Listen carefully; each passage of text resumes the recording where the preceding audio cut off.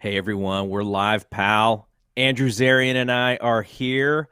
I guess we're going to talk about Survivor Series, though. Andrew, I know you guys did a recap show, Matt Men. You guys did a Sunday morning recap. So, do you really want to talk about Survivor Series again? I'll talk about whatever you want me to talk about, Garrett. I could talk about Survivor Series. I could talk about AEW. I could talk about whatever you want. Oh, we'll definitely find stuff to talk about. And it is interesting because of the time frame that we do this show, which is beginning of the week, but you know, also close to the middle of the week.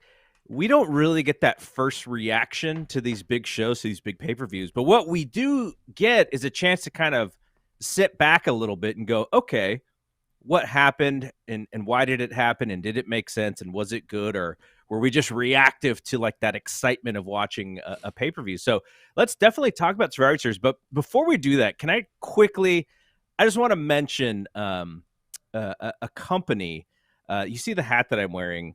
It's not an ad in any way. It's just a couple of good guys created a hat company. I think they're going to try to make it more of an apparel company as well. It's called Canvas Theory. So I'm wearing their hat. It is wrestling influenced snapback hats and really fun designs and stuff. So I just wanted to point it out. I've been wearing these during the wrestling shows, the wrestling video shows that I do because they. Yeah, I know those guys. The, they I think they sent me a hat a couple of years ago. Really cool guys. yeah, good I product think too. they mentioned meeting you, and here's what's funny is when I was talking to them, one of the guys was like, "Yeah, I love Andrew so much that if I got on a call with him, I'd sort of be like starstruck because I'm such a Oh, fan get of out his." of here. I was, Get and out I of here. was, Tell I them to was give me a call. laughing. I was laughing because I was like, "Yep, that's the effect that Andrew has on people." The Andrew But Zarian effect. Tell them to give me a call. so usually, I'm a hat guy just from being a baseball player back in the day, but I would like to curve the bill constantly, and that's just the way I wore it as a baseball player. But what I realize is when you do podcasts, curving the bill doesn't quite look as good. And I'm working from home, so I'm never really doing my hair. So hats are perfect, and they're sporty, and we're talking about wrestling, so I think it fits. So I was very I like this hat a lot. I've worn a couple different designs with Dave as well. But anyways, just wanted to shout those guys out. Canvastheory.com. They're two really good guys, and I think they're Yeah, going to do good some guys over stuff there. around WrestleMania in LA. So maybe you'll see him at a little pop up or something. Okay, enough about that. Let's dig into this Survivor Series because before I we thought got you on wanted to air, talk about the World Cup. I thought you wanted to talk about the World Cup because the U.S. just beat Iran. oh, One there we go. nothing. There's One there's the nil. live So update. there you go. That's the USA. update. USA. So they advanced to the next round. They advanced to the knockout round. Yep. Yep. Yeah. Very cool. So wait, are you in? Are you in on this World Cup stuff? I get into it every year. Yeah. Like I like the U.S. Like I always have like the U.S. is my team, Italy or Greece. Armenia's never making it, you know. So my teams are. I only got one team right now. I got the U.S. in here. Yeah, I feel like a fraud if I get into it because I don't pay attention to soccer generally. And it's not because of the game itself. It's just I follow so many things so closely. Like if I was to really take on soccer, I'd have to drop something else. But so I'm happy when people are happy who are soccer fans. So that's kind of how I root. I root for my friends and what they want to happen. I And like that. That's you the way to just do it. yeah, you just mentioned that the U.S. won, so I know that's a pretty big deal here. The England game was a pretty big deal for them to come out of there with the draw. So that's the World Cup. It's World Cup fever, man. It's kind of It's weird weird. because of the Yeah. time frame, right? Like they don't Tell me usually about it. do it this late, I should be outside somewhere getting drunk right right? now. Exactly. You know? I should That's be what should out be happening. somewhere. Okay, so you got your World Cup update from superfan Andrew Zarian. Now we can talk about Survivor Series. And before we jumped on, you said that you thought it was excellent. And when I look back on it, I think the show was solid. It was very solid, but I was sort of left, and this is just me sort of creating what I wanted to see or how good I wanted this show to be before it happened. And we as fans, we tend to do that. I think I was the same way with Full Gear, which I thought was also a good show, probably better than Survivor Series. But you kind of build up like, oh, you know, we're going to get this, we're going to get this classic match. And I'm sort of in the middle on the Triple H War Games matches here. I know in the beginning the main of NXT, event I liked. The main event I enjoyed. I enjoyed the story of the main event more than anything. You know what it is? More than anything else, I very much like the Bloodline storyline and what they're doing and everything they've done so far.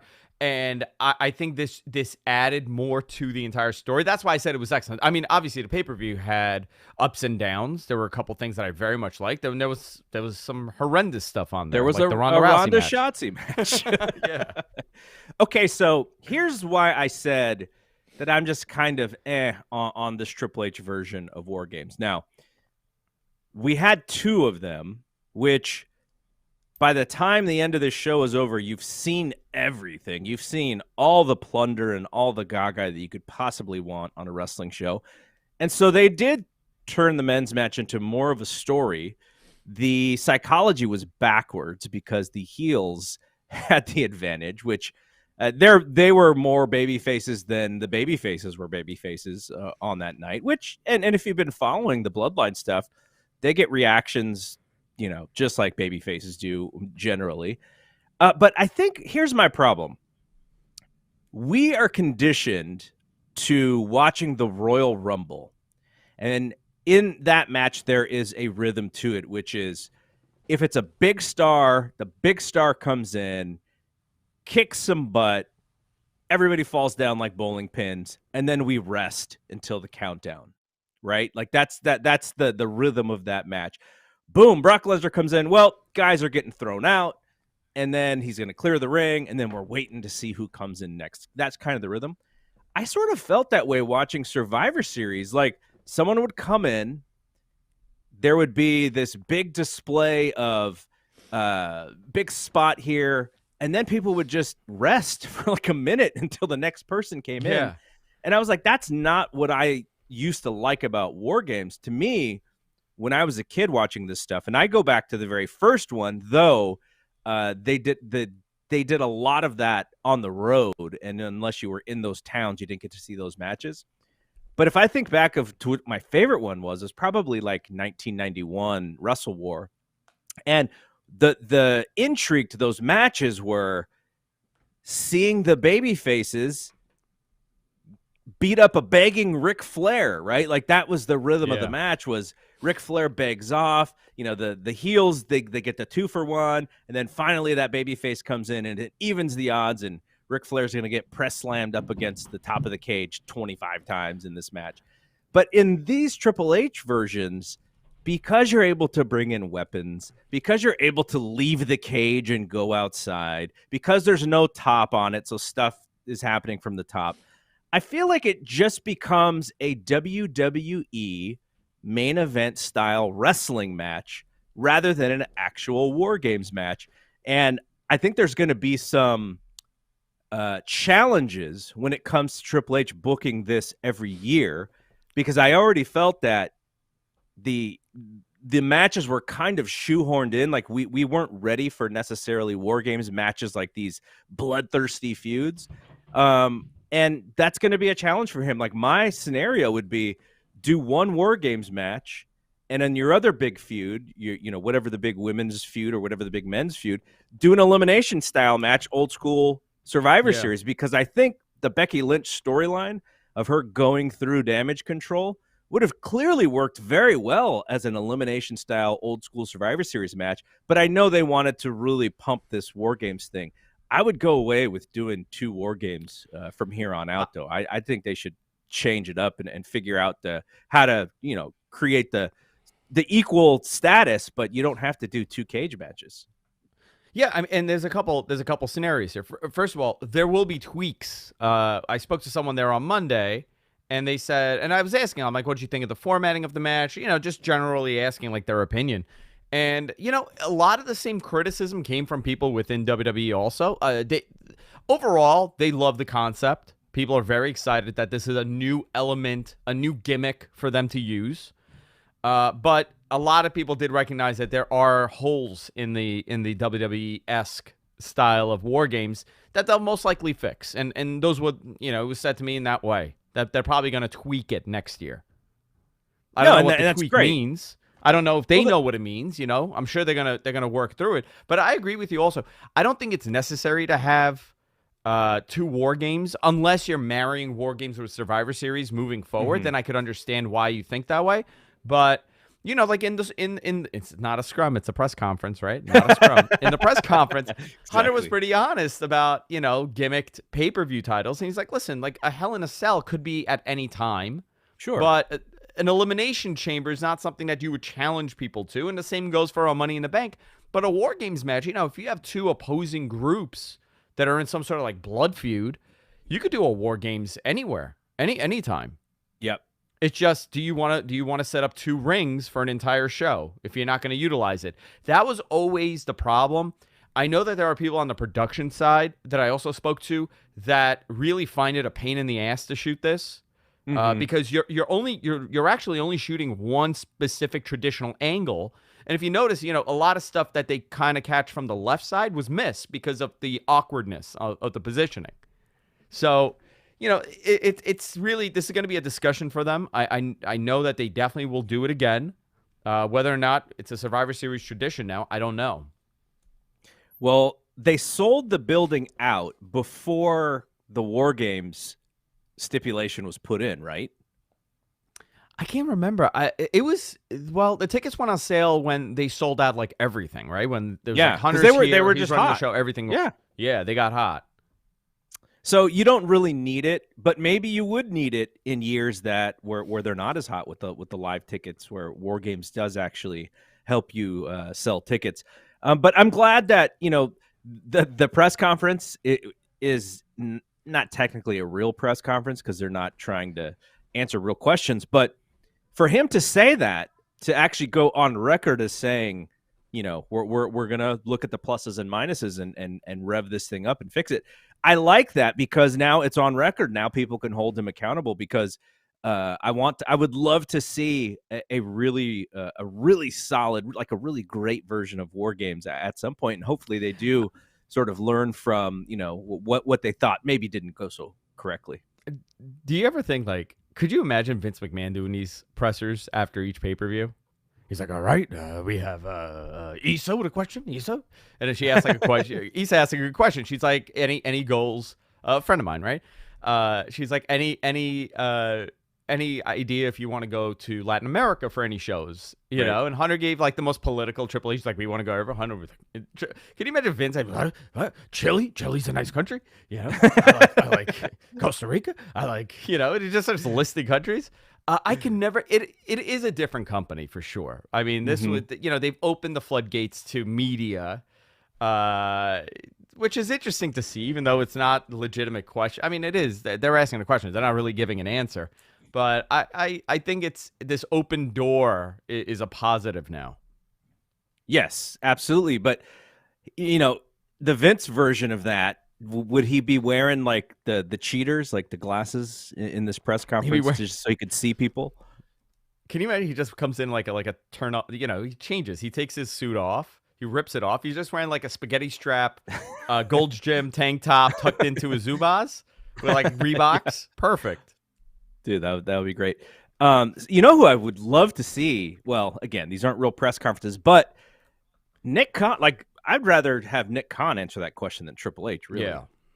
Yeah. Like he would be somebody who, like, if they said, Nick Khan's he's gonna take 10 questions, like, I may even like dial in and ask a question. But so let's go to the Bloodline thing, because that was my main interest for this show, right? Was just seeing what the progression of that storyline is. And we got the progression, which is that Sami Zayn helped helped his team beat Kevin Owens, set up the splash, and now they're all tight. If you saw Monday on Raw, they are best friends, and he is part of the Bloodline. And Kevin Owens said, look, and this was really the problem with this storyline, but I'm glad Kevin Owens at least tried to clear it up, which is Kevin Owens is the one who kept turning on Sami Zayn back in the day. Yeah. And so it can't be really Historically. unfair. It can't be unfair for him. And then he did mention on Raw, he's like, yeah, I'm the one who did all this stuff. So I get it. I completely get it.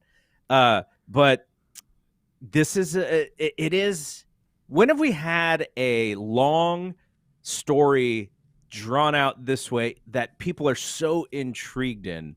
Like, this is why you're watching WWE right now, is to see what happens next. I'm trying to think of when's the real good one. When's the last time they've done something as good as this? That's a great question, because I can't remember the last time they did a storyline or anything remotely close to this that A, was as successful as this, B, the attention to detail is at this level. It's fascinating that they're capable of doing this when they really care. I can't remember when do you think the last big feud like this was? I think it would have been, honestly, I think the story for Drew would have been very different if the pandemic had not happened. I don't know if it would have been as good as this. Probably not. Most likely not. But it would have been some sort of effort that they put in. I'm trying to remember the last decade. What was the CM Punk stuff was interesting, but that fizzled out within like 2 months. Yeah. This has been a long-term dedication. Yeah, they had a hot, like, until the pay-per-view, and then that was it. This is how wrestling was, or I'll say WWF at the time was when we were kids, because what they would do is they would do a Friday night's main event sometime early in the year, and they would shoot the big angle, and then you would get the storytelling of the conflict and the resolution through WrestleMania. But that storyline, you'd get hints of it, in the summer. Like the most famous one, I think, for people our age is Hogan and Savage from late '88. They do the SummerSlam match where I think it's the SummerSlam match. It may have been the Survivor Series match where Hogan like puts his hand like on Liz's upper thigh and Savage, gives him the dirty look. Loses his mind. Yeah. Right. But that's the tease to tell fans like it's hunky dory right now, but something is coming. And then, you go to Royal Rumble, and then they have to face off in the Royal Rumble. So they would do these, and then they would, then they'd have that Friday night main event and do the big angle, and, Hogan and Savage brawl in the hospital, right? Like that's then that kind of leads to the big show. So historically, I think that's why I like this so much, is because they used Survivor Series to continue to tell this long-term story. And we will get some sort of, we will get some more clues at the Royal Rumble. We'll probably get more clues at Elimination Chamber because that's in Montreal. And then we'll get some sort of payoff for WrestleMania. So I really, really like what they're doing. It just reminds me of old school WWF, which is really the blueprint to follow if you want to heat something up for WrestleMania. They're letting it breathe, which is something traditionally WWE does not have the patience for. But I mean, this is a great question, and I'm curious myself, because I can't think of anything in the modern era, like the last decade or so, where I guess the Shield, right? The Shield would have been long-term story in the last decade. Yeah, I guess, a lot. There are know. fans. There are fans who are listening or watching who, like, 2010's WWE is what they remember. That's the stuff that I can't remember. I can remember that everything from the 80s and 90s. But so there might be stuff there that worked, which we're forgetting because that's not the wrestling that we necessarily remember. But yeah, I mean, this is kudos to them. Now, do you think, like, they started this thing before Triple H took over, but I wonder how much of the original idea was pre-Triple H and how much of the original idea is post-Triple H? I asked somebody there, and I couldn't get a direct answer, so I really don't know. It really depends on what the WrestleMania situation is, right? Yeah. Because a lot of this stuff is leading to WrestleMania. It's obviously leading to Royal Rumble with possibly Kevin Owens, and then Elimination Chambers in Montreal. The great moment for Sami Zayn to be a total babyface in that building. But, there's a number of situations. I don't know. I was told that we're going to get a true idea after Mania of Triple H's, Triple H's WWE. His big picture. That's his big picture. The most accurate way to look at it is after Mania, because there's so much, so many moving parts here that you start planning years ahead. Especially with a guy like Roman Reigns, you're not figuring out what you're going to do every quarter. You kind of have an idea for the next year or so, maybe even further. A guy like him. So I think Hunter's big test is going to be going through this WrestleMania season, getting over everything, and then okay, now it's a clean slate for sure. What are you doing? Yeah, no,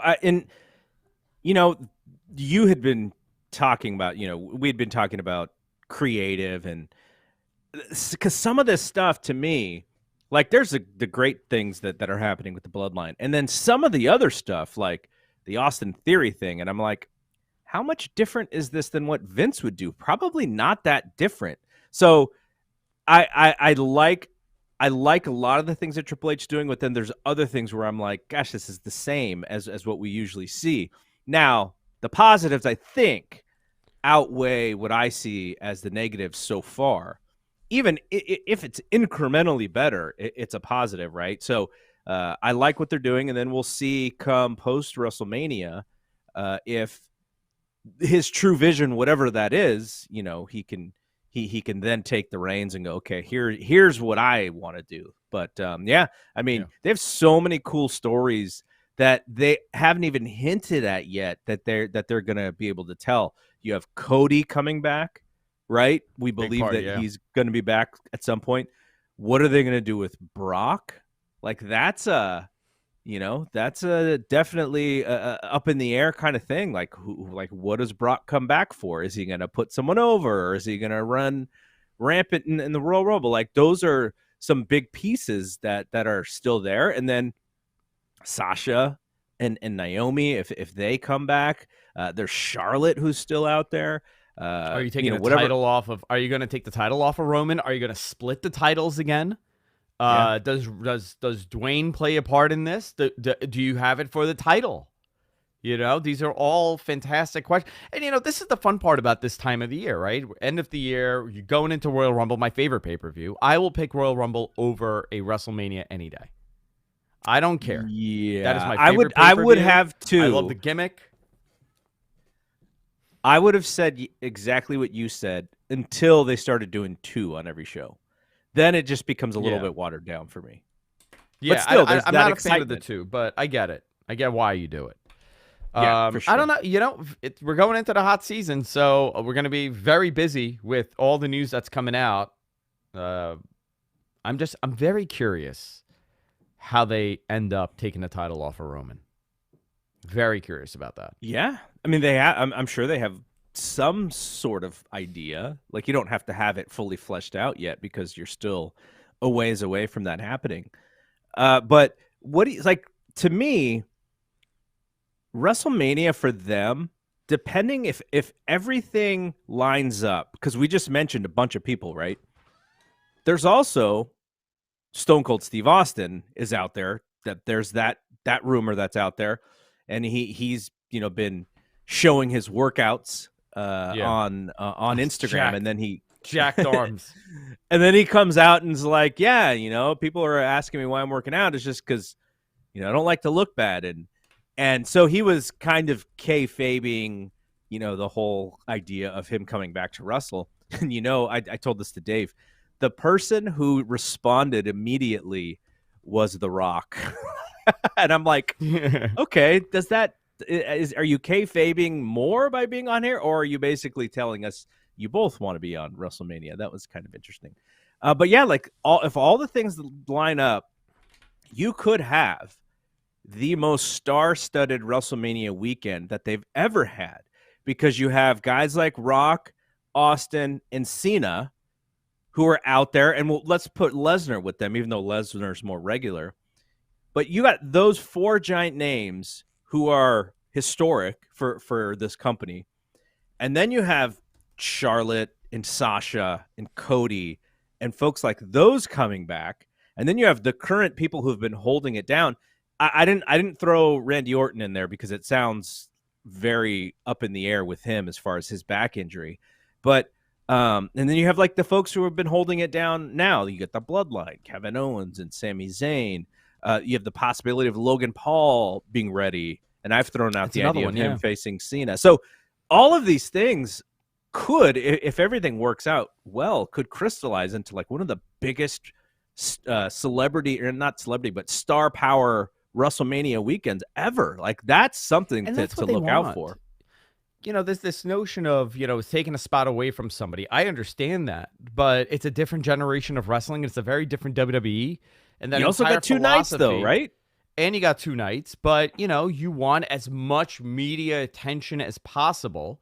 And you do that by having people like The Rock or Steve Austin or Logan Paul, or I know it's bonkers, but this is their philosophy. This is how they see it. You know, you want to sell out 2 nights in a giant stadium in LA. This is the way you do it. You can't. Yeah. It's going to be hard to make it just like a wrestling show and sell, you know, 140,000 tickets over 2 nights or whatever the number is going to be. You know, what is the attendance in that building? It's like 70K, right? I mean, for football, you could put probably. Actually, it's a good question. Yeah, probably 70, 80, 70,000. Like it was exact. It's exactly 70,000. Look at that. 70,240.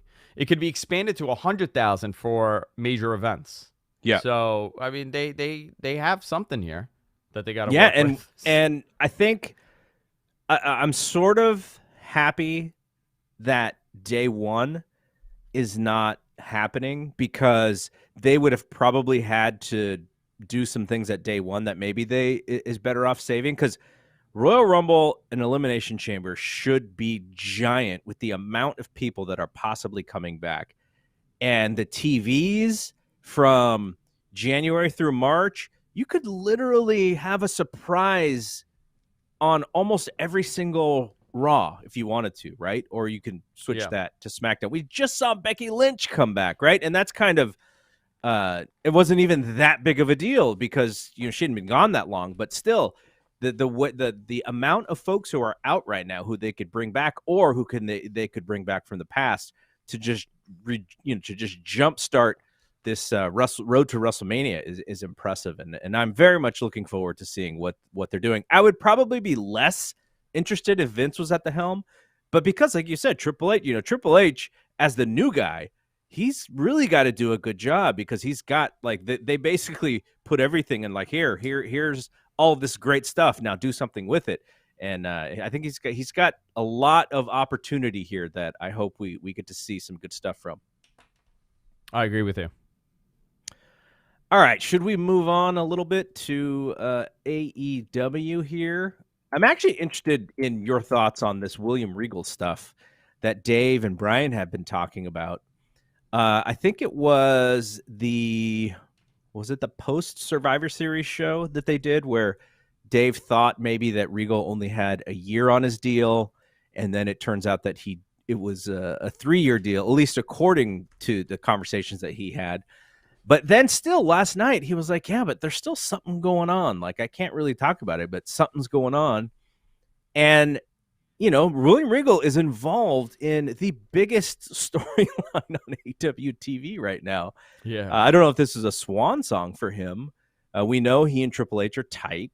You know, maybe there's some sort of agreement with Tony Khan and AEW about, you know, if something happened, he could get out of his deal. But I don't know. This is like so wacky to me that, you know, I can't see him leaving now, because he's in the middle, like you said, he's in the middle of a top storyline. He kind of made MJF the world champion, so you want to know what the hell's going on there. Yeah. You know, so he turns on Mox. He doesn't explain why, and then he just leaves the company. I don't see that playing out the way it did. And if Tony knew that he's leaving, I don't know if he would have done what they did.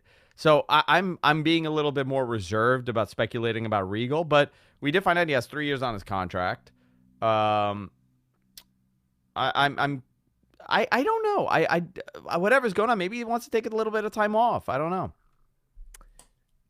I wonder he's so that the reason why this even became a thing is because Triple H posted that video right before Survivor Series started of William Regal just yelling "War Games," and that kind of created the hype about this. And I don't know. I would love. I mean, I obviously, when it comes to this stuff, I always lean towards players or wrestlers over management because, just overall happiness and power to the leverage for the wrestlers who are the ones that we watch, right? Like that's kind of who I always root for, and maybe there is something that allows him to get out of that deal. But ultimately, you just want Regal to be happy, wherever he goes, and to be. But he did feel a little reinvented by coming back to AEW.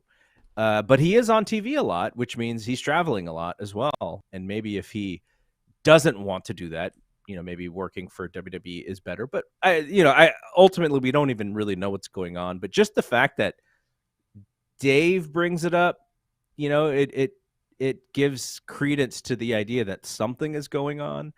He's mentioned it a few different times. So yeah, something's happening, and I would hope at least that we get to see a nice payoff to this angle with him and MJF and Moxley.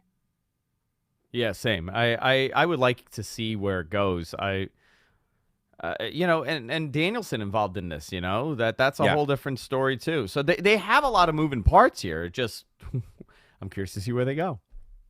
What do you think? Who do you think is going to be MJF's next competitor? What babyface is going to be the guy to? I mean, they still have a bunch of months before the next pay-per-view, but so they'll probably do a couple different TV matches. But who do you think will be the pay-per-view guy? We were talking about that on Observer Live, and right now it's gonna be you have Ricky Starks, right? That's happening. That's the next match. That should be really fun. That should be really fun. That'll be a fun match, and maybe we'll see Regal involved. Maybe we'll see something there. But then you got to think about, okay, AEW, this title has been a title that's on TV almost every week. It's being defended constantly. Moxley was a fighting champion. So was everybody else that held that title. MJF has been used as a special attraction. So are we going to get MJF on TV wrestling every week? I don't know. But, okay, let's go down the list of opponents for him. Obviously, you have Hangman in the mix, right, when he comes back. That's a possibility. Wardlow's a big story here because he did beat MJF on that pay-per-view, and then it just went nowhere. So if you're taking the TV title off of him, or the TBS title off of him, or TNT title, I should say. It's too many T's. Too many T's here. The ultimate, that is the Universal Television Championship. That's what I'm calling it from now on. So once you get that title off of him, do you put him in a main event picture? I don't know. I think it's too soon. But then the other question is, does MJF hold the title? Yes. Or does he drop it at the next pay-per-view? I think he's got to hold it, at least for a little while. He has to. Yeah. Yeah, he has to. I don't want it to be Mox that beats him. I really don't. I think it should be someone new that has not held a title. It should also be someone that gets elevated. Whether or not it's like a main act, that has not really been in a world title position, or it's someone that's coming up, because this is the title that you build your stars on. This is, MJF is a solidified champion. He looks great with that world title, and his value in pro wrestling, regardless of what you think of him, I think he's fantastic, has gone up even higher by being a world champion. So, people that are getting that title are getting elevated. So you don't want it to go to waste. I agree. I always have that comment in the back of my mind when Shawn finally beat Brett at WrestleMania 12, and then Brett took some time off and went to go and did some shows and just took some time away, and he was like, I forget the exact language, but it was like, great, you wanted to win it, but now you have to be the champion, and you're probably going to miss me, because I know how to do all this stuff. And so Shawn did not have a great first run with that title. He was he eventually lost his smile and all that stuff. And I'm not saying that's going to happen to MJF, but it's not like this easy yes answer to, will he have a good title reign? Like sometimes there's problems with pressure and having to be in the main event and having to wrestle. Moxley was wrestling like almost every week, right? That was his kind of his gimmick as the champion. MJF can't do that. That can't be how he does his championship reign. So I would like to see, I don't know if this is a necessarily pay-per-view, but I think his first number one contender should be Danielson, because Danielson could talk, so he's going to be able to carry that side of stuff, and you're going to get the best match out of MJF beating Danielson just by Danielson being there, and Danielson's the total. And what pro. if Regal comes and screws him out of the title? Great story there, right? It might be a little safe in that sense, but that would be my preferred way, because it allows MJF's title reign to start with like really, really good stuff. The Wardlow stuff, we don't know if it would be great or not, because then you got to book a finish to Wardlow losing, or maybe he gets hot and they change their mind. But someone like Hangman has already lost like a bunch of times. Do you want to beat him again? There's Jericho out there, but Jericho's a heel. MJF is a heel.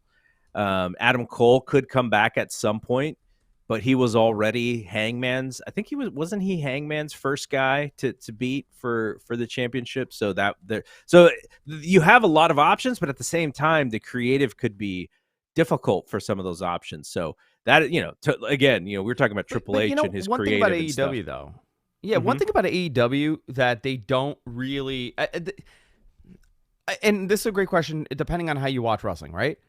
I watch AEW because I genuinely enjoy pro wrestling. I'm not really watching as so much for storyline, story-driven content, but I watch it because I know you're going to have some fantastic match, whether it's Danielson or Moxley or Omega, whoever it is. When that is your process, you could kind of plug and play people, and it's like, oh, that's really cool. Like Ishii and Chris Jericho, right? There's no story there, really. No. He's just great. It's a cool match for both of them to have on TV, and I'm sure Tony got a kick out of it. He's a huge wrestling fan. So when you could do that, I think for your title, you kind of buy yourself a little bit of time here, because you could plug and play random people in this match, in any match for the world title, and you're kind of interested in it if it's the right opponent. You could find someone out of nowhere. Like Juventud Guerrera. He said, he had plans for it. I'm not saying it's going to be Hoovy, right? At all. I'm not saying that. And I'm not saying you know what? I do want to see that. I do want to see Hoovy, baby. The Juice and MJF, because it's such a bonkers match to see. But you can do that if you wanted to. Yeah. And it's not hurting anything. And it's giving the viewers something very bizarre and interesting to see, because it's such a clash of different personas and decades and personalities. Yeah, I think if I was thinking about kind of where to go here, I would maybe do. Obviously, you have the match in December with Ricky Starks, so that's your title match. If you need another one for January, maybe you're building up something with someone like Eddie Kingston, and then you do Danielson in February, March. That would be kind of interesting, because I'm just looking for baby faces who will carry their end of things, and it's not just about MJF. Him getting a little help here. Obviously Omega is still out there, but I don't imagine that he's going to be in that picture anytime soon. But yeah, so like I said, I really am looking forward to Triple H's creative, but I'm looking forward to how Tony Khan books this guy, because MJF, they've really gone out of their way to build him up this last year, including him. Like, remember when we were in Las Vegas, him no-showing that meet and greet or whatever with fans. So yeah, very, very, very cool stuff here. I don't know if you saw this, but Stokely Hathaway was on, I think he was on Renee's podcast, and he mentioned, he said CM Punk wanted to work with the firm and specifically with him. And so he thought that was actually really cool. But he used the term something like former wrestler or let me see if I can find the let me see if I can find the quote. Okay, he said, "Who we were supposed to directly feud with is no longer in the company." So Stokely Hathaway has said more about CM Punk than Tony Khan or anybody else has. You know, this is like the Shield all over again for CM Punk, right? The Shield, he wants to work with a group of young guys, and boom, he's at the company. But that's interesting, right? Because if you look on, I looked on Wikipedia, he is on their roster. I could probably look on AEW's website to see if Punk is still on their roster. But that was news to us. The other thing that Stokely mentioned in this interview, and I'm reading Josh Nason's recap, Josh Nason of this website. He talked about in his decision to leave NXT, he woke up one day in February and felt miserable. He didn't know where he was or what he was doing and decided to commit himself to a mental institution over 3 days in Florida. He said it was akin to a prison with a cell and restrictions, and that after 3 days, he thought that maybe he was better off mentally than he initially thought. So I did not know that. I think it's news to everybody, right? And so what it just kind of and this is related to the MGF thing, which is there's a lot of pressure for these guys to perform, right? The more that there's money in wrestling, the more pressure there is to perform, the more pressure there is to sell pay-per-views for TV ratings. And it was refreshing to read Stokely and read Josh's report and him just being like, yeah, I had to take care of myself. And, we're so in the weeds on this stuff that if someone is not on TV for 2 weeks or for 3 weeks, we're like, oh, I wonder if they got hurt. They must have got hurt. Where's the spot? Someone go through, all the video and post it on Twitter. But in some cases, it may be something like this where someone like Stokely, when he was in NXT, just needed a break and was frustrated or whatever it was. He didn't say if he was depressed. He just said he wasn't himself. And that's something that is refreshing because I think we have to remember that how people deal with mental health is very, very important. And ultimately, you need to take care of yourself at the same time. And Stokely's unbelievable, fantastic. And I don't think even on TV, right? We never got to see his full potential in NXT, nor have we seen it so far in AEW yet. I got to see this guy in Evolve. And like I know Brian is all about Defy, okay? All you West Coast guys, you're all about Defy. I get it. It's fantastic. But we had our version for this long with Evolve. We had it for a little bit. And it was essentially an East Coast version of that. And Stokely was a main character there, and he's remarkable. And we are, like you said, we get so inundated with the little tiny stuff like, oh, he's not on TV. Is he hurt? Did he rub someone the wrong way? Or why isn't this guy in WWE? The reality is sometimes it's your choice. And a guy like Stokely, he recognized that he was utterly unhappy. He's doing the thing that he loves, but he's miserable at it. And that's the worst thing to do, and he got himself out eventually over there. And, now he's on national TV and he's doing something cool. There's so many of those stories that you don't hear about. But the fact that he's vocalizing and he's like, listen, I was having a rough time and I had to go get myself checked out. I appreciate that more than anything else. Yeah. And it kind of adds more to the character and the person. Like, we're talking about a TV show that's still semi-connected to the real person. It's like Hugh Jackman playing Hugh Jackman all the time on TV. Right. It gets difficult to separate it. Or if he was in WWE, he'd play Jack Human. He would play Jack Human. Yeah. I hear about, like, there are a couple people in AEW that people talk about all the time. I'm not going to mention the names because I don't want to interfere in anything. WWE's interested in these people, but they have zero interest in going there. And the same goes for AEW. It's why isn't this guy there? Because they don't feel like being there for whatever reason in their lives. And, we have to understand that and respect it. I think Stokely made the right decision. I don't know if he would have ever gotten over on the main roster and in a Vince McMahon world, or he would have even been put on that roster. But it's great that he has an opportunity with AEW, and it's great that he has a possible opportunity with Hunter now running the show over there. I very much like that character, and I have for years. I'm glad that we're seeing it now. When he was Malcolm Bivens in NXT, that was my reason for tuning into NXT. It was Malcolm Bivens, and it was Trick Williams with Carmelo Hayes, because I just loved watching those guys do their promos.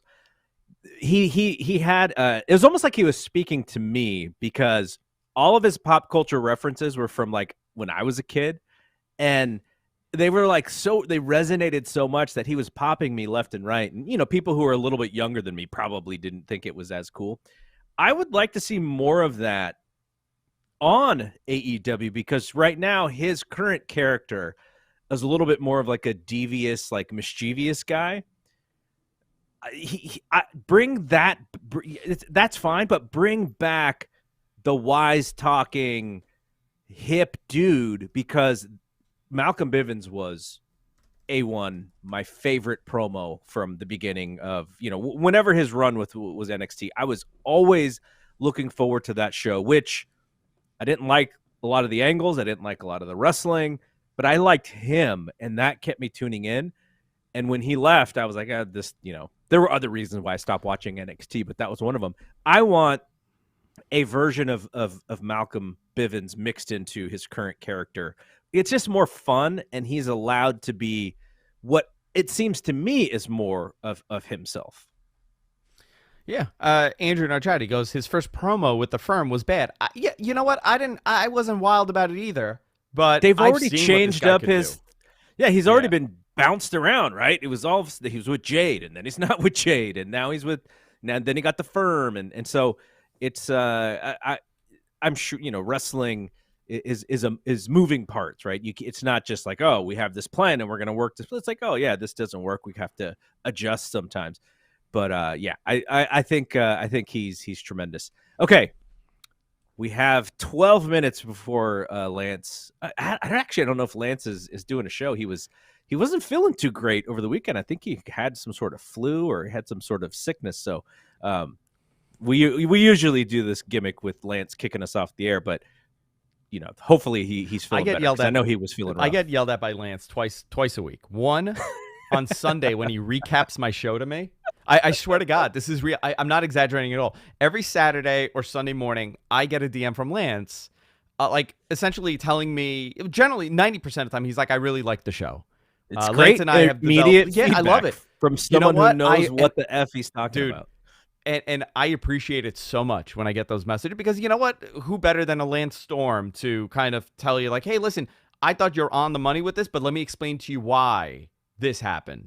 I'll get stuff like that, and I'm like, wow, it's insight. Every now and then I get like, I totally disagree with you, and here is why. And you know what? He's always right. Lance is always right.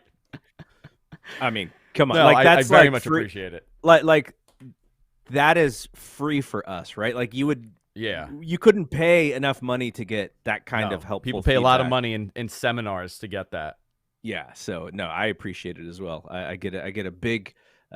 Sometimes when I see the DM come in, I get a little worried initially, because I'm like, oh shoot, what did I say incorrectly, right? But usually it's like something else. But yeah. So here's what I wanted, as we have this 10 minutes left in this show. The Elite doing the CM Punk stuff on Dynamite. Yeah, very Where cool. did you stand? Were you into it? Did you love them just sort of making fun of the whole scenario, or did you think it was a little bush league? Like where were you when it came to this stuff? No, I if they do it every week, then I would probably say, that's a little annoying. You kind of want to progress forward, but they're in Chicago. They knew what they were going to get. They expected to get booed. They expected a CM Punk chant. And they played into it, and they wrestled heel. They didn't wrestle like baby faces and do those things. Kenny biting was, the marketer in me is like, oh my God, this is great. Right? This is great social interaction. People got involved. Got people talking and it got the message across. It's exactly what they wanted and it worked. I thought it was done well. Some people were annoyed by it though. They were very offended by it. Like, how can they do this? I'm like, how could they not? Didn't Paul Heyman come out in Chicago and pretend CM Punk was coming out multiple times? Didn't they do this? Didn't Stephanie McMahon do that also one time? So, okay, I lean towards you if it's this one time. Or whenever they go back to Chicago, right? Like, yeah, whenever they go to Chicago, that's just pro wrestling. What it made me think, though, as I was watching it, is, oh, Punk's coming back. Punk's going to do an angle here. This is what they're setting up. Now, oh man, what a great angle it would be, right? Well, that's what the old school would have been, right? Is you don't do that unless you have a reason, because then you're just creating interest in somebody who's not there and who people may want to see, and you're just reminding them that he's not there. So that's why I thought that. I was like, God, he's got to be coming back. But the way that the Elite work, the way that being the Elite works, the way that they are as heels, is they're just these over-the-top comedy goofball heels. I wish they would pull it back just a little bit sometimes, but that is kind of what those characters are. And that's kind of how they became famous, right? Like, they were spoofing stuff all the time. They came out, they were trying. Remember when they were trying to build that match? And the reason why I'm thinking about this is because somebody, I think on Twitter, put together a video of them in the New Day shirts. Remember they were trying to build that match with New Day, the 6-man with New Day. Yeah. So they were wearing the shirts and they brought the trumpet out. So that's why I was like, okay, if it's just this one time. It's also an investment, right? They've created an investment. So, God forbid something goes wrong with AEW. Yeah. They have a natural. I mean, think of they have two unbelievable matches they could have. They could have the match with the New Day and they could have the match with the Bloodline. I mean, and they're done. They could be finished. That's it. Yeah. Who's doing the JOB in that match though? WWE, the Bucks will lose twice, they'll win once. They'll do the WWE math on it. I think Kenny's eating the pin for Roman in that match. I think he'll gladly do it on Roman. Man, you know what? That's a match I want to see. Hell yeah! Who doesn't want to see it? Amazing. That'd be amazing. Yeah. So yeah. It's kind of funny. I think the risk here is if they continue to do that over the top thing, and CM Punk is not coming back, you're just reminding people about sort of a negative time in the company, right? Yeah. Like a lot of people got turned off. I think we talked about this. I did. I got turned off. Yeah, you got talked turned off about tremendously. This. And so you got to be careful. Somebody messaged me, and I gave such an honest answer here. Another person, an actual journalist in pro wrestling, and he's like, you've been a little quiet. What's going on? Like, this was yesterday I had this conversation, and I was like, I'm busy, and I am busy. I'm busy with my 15,000 jobs. And I was like, and to be honest, like, I kind of got burnt out. Like, the whole, the May thing with MJF was kind of shitty. Then the whole CM Punk thing, it just took it out of me for a little bit. I'm back now. I'm fine, but I get it. I got really burnt out from it, and I'm sure many other people did. And they did 880,000 viewers on Wednesday before Thanksgiving. It's historically a low night, but the week prior to, they didn't do great either. Yeah. This is a company that should be doing at least 1 million viewers a week. So, burnout is a real thing, and stuff like this kind of plays a part in it. I agree with you on that. Okay, let's quickly look at what is on tap for Dynamite tomorrow, because you were talking about that Ishii and Jericho match, and they have another one that is not really built up for anything other than let's have a really good wrestling match on TV. Dax Harwood against Bryan Danielson. What do you think about that one? I think that's a cool match. It's a match that Danielson wants, right? That's why they're doing it. I mean, I think it's probably both of them. Like, if you're FTR, you haven't been on TV all that much of late, so for whatever reason, they're rarely wrestling in AEW as a team. So I don't know what goes on there, but maybe it's kind of a dream match for Harwood too, and it's nice because It's an awesome match. It's an awesome matchup. I hope that they get enough time. Secretly, I kind of wish this was on the ROH pay-per-view because me too. Because then I don't get the picture-in-picture that I just eye roll through and fast forward through, and I just hate it. I mean, it's a great pay-per-view match. Maybe they'll run it back. Maybe they run it back on the pay-per-view because the pay-per-view's in a week and a half. So that would be interesting if they did that. But yeah, I think it's going to be a fantastic match, and Dax Harwood has kind of come into his own as a singles wrestler. I think everyone knew how good he was, but he's had the opportunity to show it in AEW that how good he is as a single. Do we know what that ROH show has done as far as tickets sold? I don't know. WrestleTix? That's what I'm going. I'm going to his Patreon right now. Do you know the person who runs WrestleTix? Is it? I don't. I've spoken to him, or her. I don't know. We like on DMs all the time because when he was starting out, we would source him all the time. I actually Final Battle. No, there's nothing on Final Battle tickets right now. I don't have it. I don't know anything about him, but WrestleVotes, I know. Okay. I know who WrestleVotes is, and you'd be shocked to know it's me. Just putting it out there. DM him, DM Russ, or tweet WrestleVotes and ask, "Are you really Andrew Zarin?" I guarantee he's going to say yes. And then it's going to be a picture of John Alba. It's going to be a picture of John Alba. There you go. All right. So what else is on Dynamite? Jade Cargill title celebration. I wonder if we're going to see Bow Wow there. I think if he was going to show up, they'd probably promote that he was going to show up. Willow Nightingale against Anna Jay and MJF promo. So hopefully some storyline advancement with William Regal as well and Jon Moxley.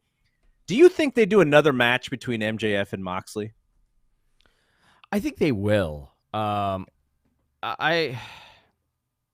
don't want it to be now. I listen. I love Jon Moxley, but I want to see something different a little bit in that main event picture. But if they don't have anybody, they're gonna have to go to him quickly, right? Yeah.